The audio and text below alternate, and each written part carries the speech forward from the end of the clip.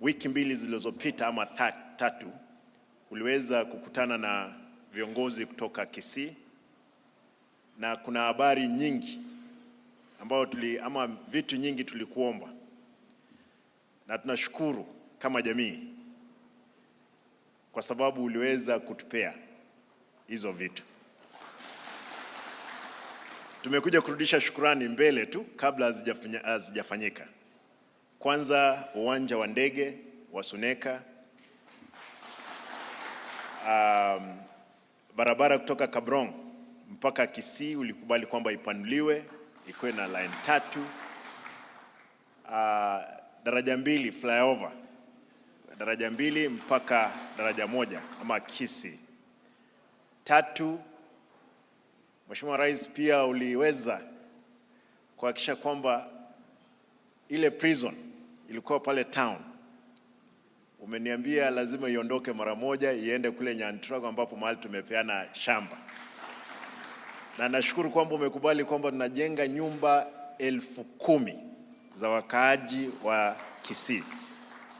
Kama hizi affordable, kama ungetengeneza Kenya mzima, mahali tungehitaji affordable housing ni Kisii. Hao waheshimiwa ambao wanakula mshahara, ukiwauliza wengine wamejenga paa limeangukia mwingine, na maji ikinyesha ikiangukia hii nyumba nyingine ni vitina, mtu lazima aende kotini. Kwa nini mvua ilinyesha ikaangusha maji kwangu? Kwa hivyo tungehitaji, kama kuna uwezekano, affordable housing hizi 1,150, hata kama ungetengeneza 50,000, lakini kwa sababu umetupia 10,000 kwa sasa, tunashukuru, asante sana.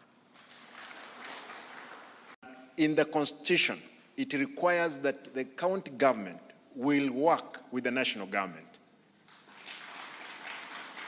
There's no time. As just indicated earlier, my development allocation is only 1.9 billion.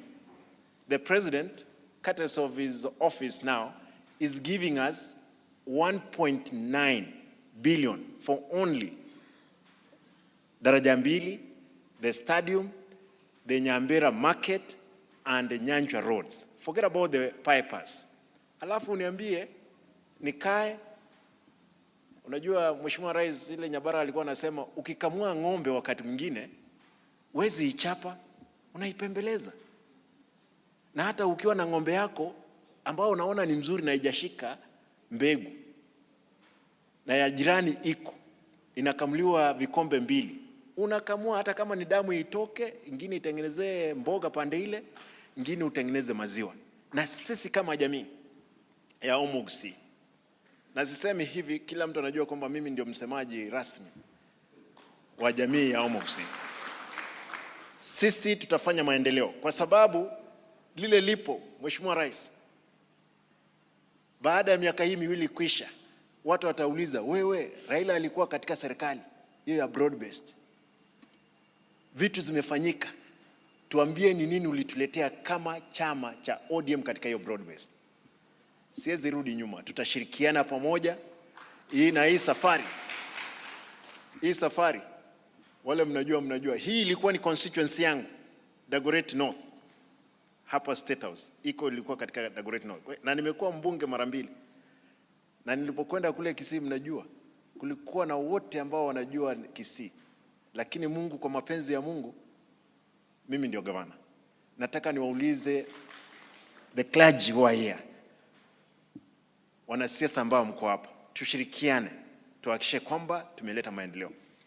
Your Excellency, kama huwezi badilisha nchi hii, we don't care mambo ya 2 term, wachana hivi ni mambo ya 2 term. Kwanza, can you fix it?